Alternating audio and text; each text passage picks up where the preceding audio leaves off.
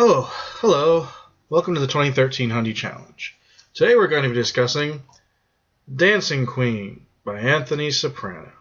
Dee-doo-dee-doo-doo, dee-doo-dee-doo-dee-doo-dee-doo-doo-doo, dee-doo-dee-doo-doo, dee-doo-dee-doo-dee-doo-doo-doo.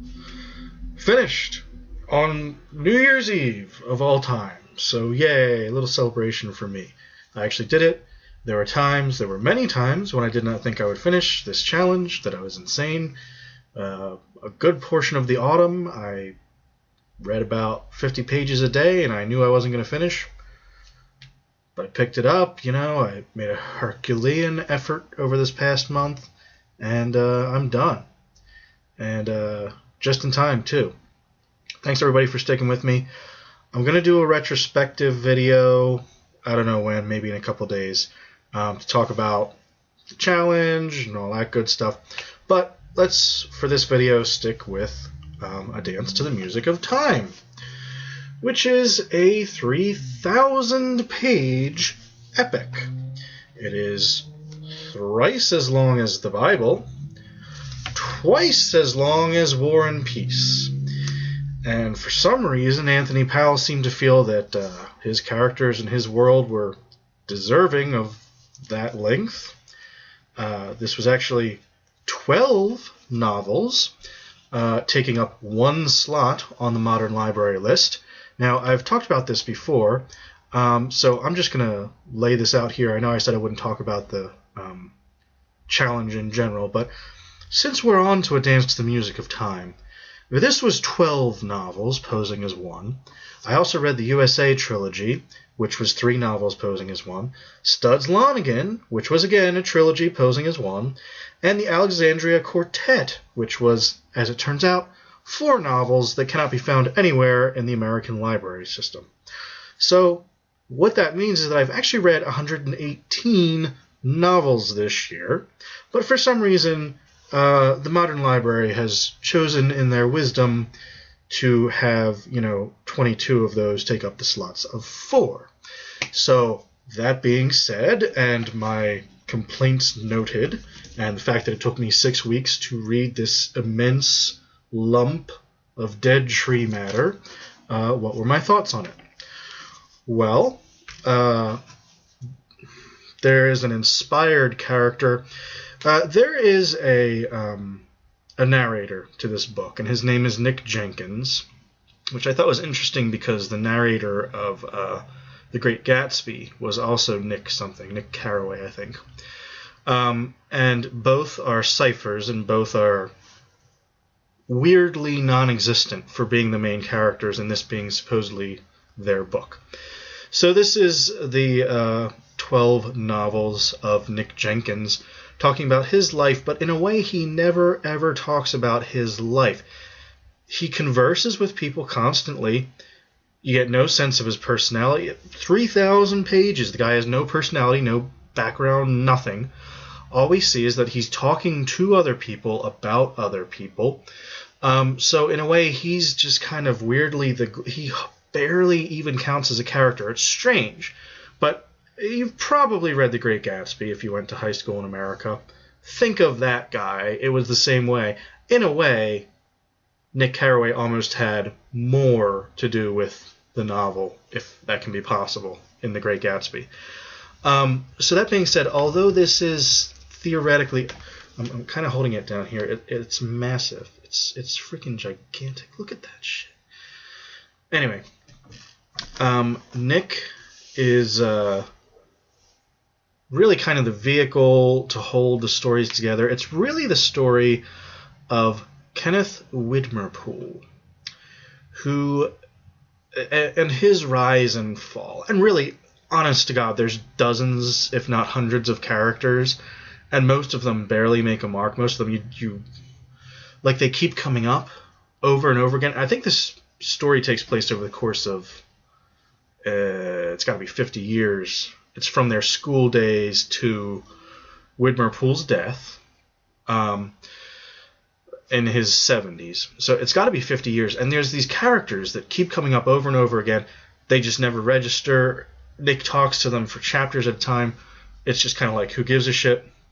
Some of them, are more memorable than others. But primarily, it's about this guy Widmerpool.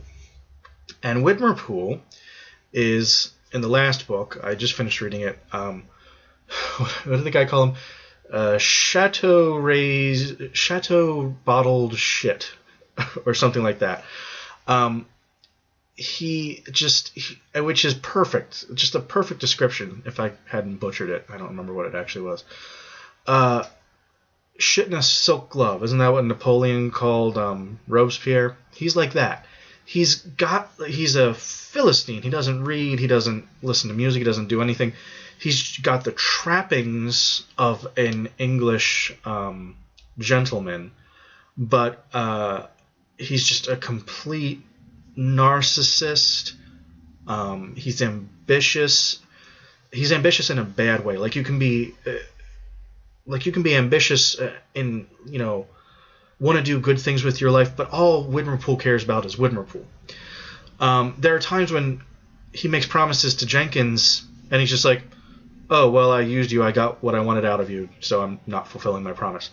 And Jenkins, being a cipher, is just like, "Whatever, that's Widmerpool." And everyone around him is just kind of like, "That's Widmerpool." So he starts out the first book, like I said, it's during their school days. And all anybody knows about him is that he dresses like a buffoon, and there's some kind of scarf or jacket or something that they call a Widmerpool after him. And he's just completely just a person of derision to all the schoolmates. He's not even like the guy that you hate or anything like that. Like, he's not worthy of hate. He's not worthy of notice. So it starts out like that. Then gradually, Jenkins keeps crossing paths with him as they get a little older and a little older. And he's just like, oh, that fucking idiot from school, But they keep crossing paths.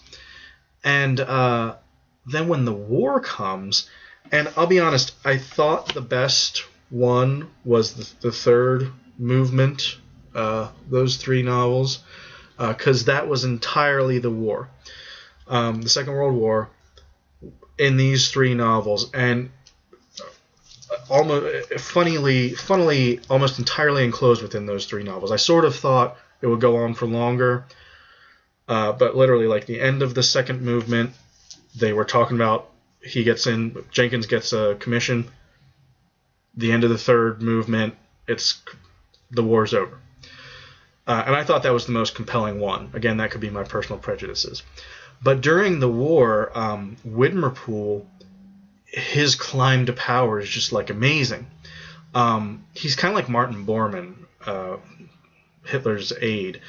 He just takes on all the shit work that nobody else wants to do, and in doing so, he's owed favors, and people understand how important he is to the running of the division and everything else. And so his rise is and he's always like moving pieces around too, like he's playing politics, and his rise is kind of meteoric. And he gets, then in the 4th book, he becomes a lord. He's given what's called a life peerage, which is, I guess, like you're the lord, so you can be in the House of Lords, which is kind of like the Senate in Britain, but it doesn't go down to your kids.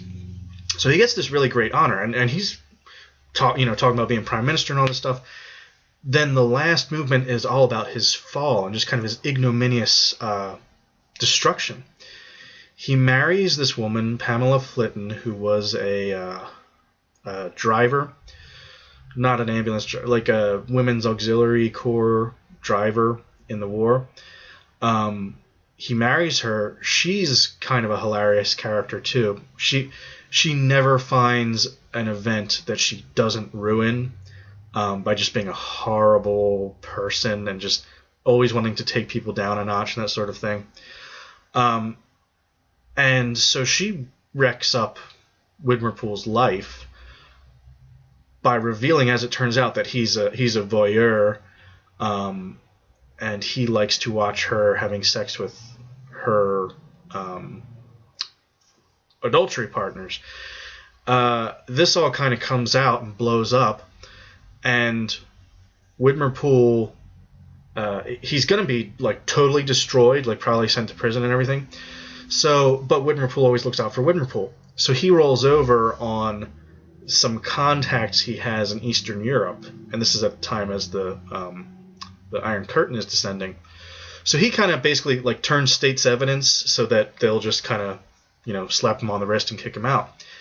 And then after that, it's all downhill for Widmerpool. And finally, he never really loses his ambition. Like, even though he's taken this terrible fall, he's always kind of trying to scrabble back to the top. So the last book, which is also the most peculiar, and it feels really out of place, it's all about this cult. And they just seem to come out of nowhere. Because, like I said, 2,800 odd pages, we've been dealing with this same coterie of a few dozen characters intersecting and, connected by Widmerpool and connected by Jenkins. In the last book, all of a sudden, they introduce this cult out of nowhere. And the head of... And they're all very young. And some of them are the children of some of the other characters and this sort of thing. Widmerpool gets involved, and he decides, even though he's in his 60s, 70s at this point, that he wants to take control of the cult. But unfortunately, the cult leader was his better in terms of willpower, and Widmerpool got subsumed into the cult and turned over his remaining money, and he's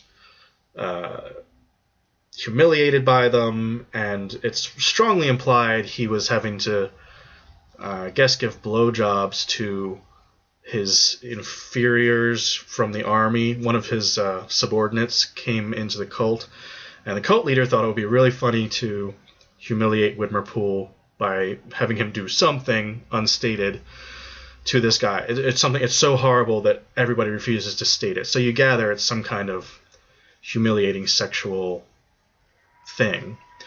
So Widmerpool ends up humiliated and brought low by this cult, and in his 70s, he goes on a naked run and collapses and dies.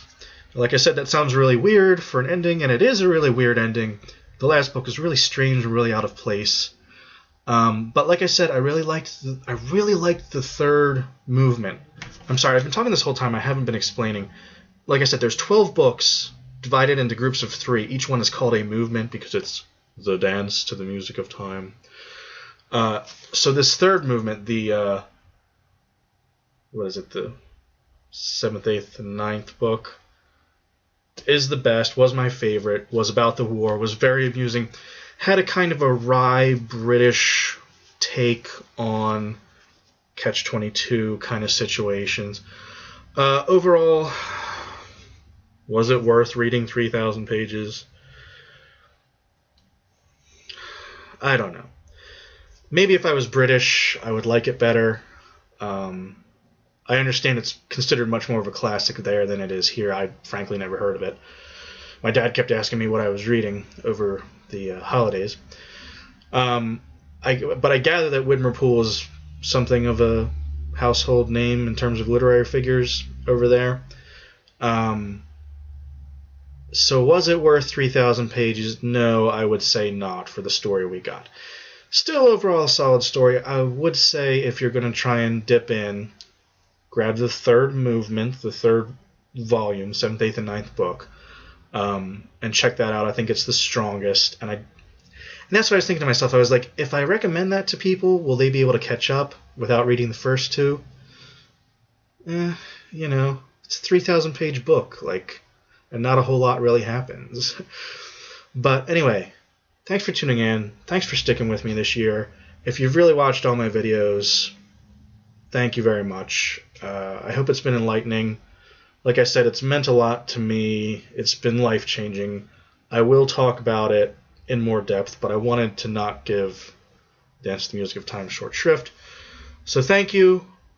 We will see you one last time, but that's all the books. Happy New Year. I love you all. Best of luck. Take care.